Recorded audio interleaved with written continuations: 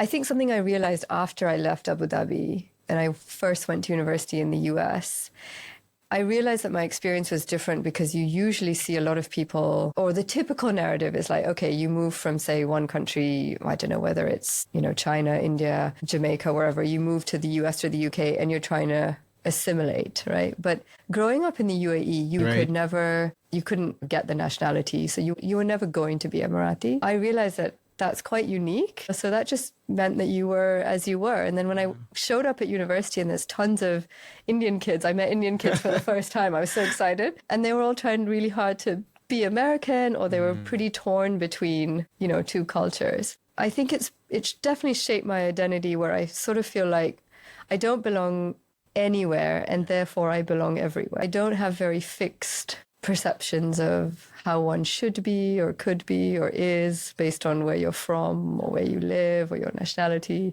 So it's always been a fluid concept. Identity's always been pretty fluid for me.